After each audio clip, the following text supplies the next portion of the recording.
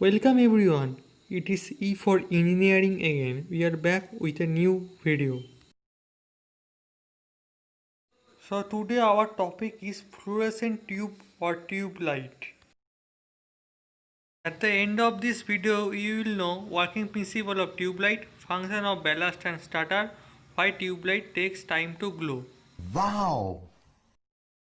In this picture you will see that in the one end of the glass tube there is a aluminum cap attached with glass trim and cathode shield which is attached with electrode coil, and in the glass tube there is argon or krypton atoms with liquid mercury, and it has phosphor coating outside the tube. So this is the full and simple connection diagram of a fluorescent lamp. Okay, so here is the glass rod or the tube light. Okay, here are the cathodes. Okay, here are the two leads of cathodes. One lead of cathode is connected to the AC mains through a ballast. Okay, or a choke coil, or another lead of another cathode is connected to the SMNs through a switch. Okay, and the remaining two leads of the cathodes are connected across a starter. Okay, the starter is mainly consists of a small capacitor and a small neon lamp with a NO contact. Okay, so this is a fixed contact and this is a moving contact. So moving contact is basically a bimetallic strip. Okay, and there are argon and mercury mixture gas is in the glass rod, and there is a phosphor coating outside the glass rod for visible light radiation.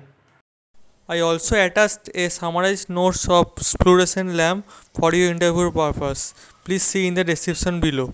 So when you switch on the supply, the full voltage is going to is applied on the tube and also in the starter.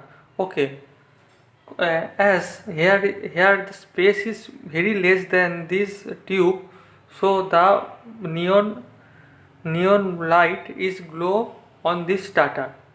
As the neon gas is glowing, so this chamber is heating simultaneously. So as this chamber is heating, the bimetallic strip spins and connect the NO contact.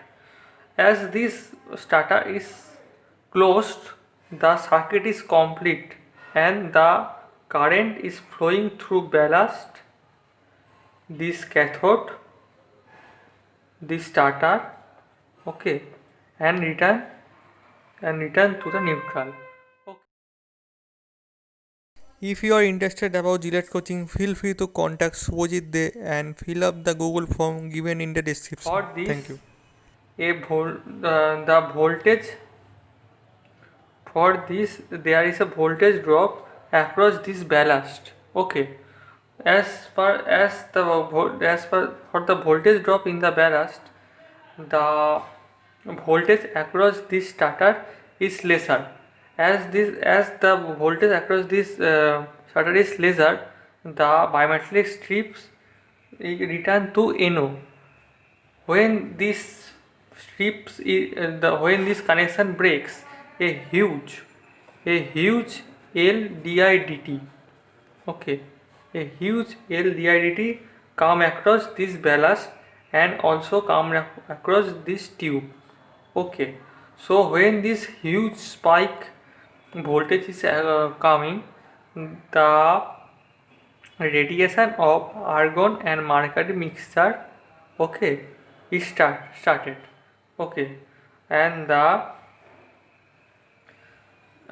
gas starts to radiate UV ray. The gas starts to radiate UV ray. Okay, the mercury gas starts to radiate the UV ray, and the phosphor coating convert the UV rays to the visible light, and the fluorescent lamp starts to light up. Okay, so this is the whole process of the working principle of the fluorescent lamp. So our first question is working principle of fluorescent lamp, that is done. Second question is what is the function of starter and ballast. This ballast is used as the current limiting and also used for this huge spike of LDIT voltage. Okay, starter is used just for the starting purpose of the tube light. Okay, when the tube light is started, this starter have no use. Okay, the third question is why this tube light take time to start. As you know that this the radiation of the light takes step by step process, so this takes time a while. So that's for today guys, hope you enjoyed this video and learned something new. If you learn something new, please subscribe my channel. I discuss about the stroboscopic effect. Okay, stroboscopic effect and double tubelite connection in the next video. So stay happy and have a nice day.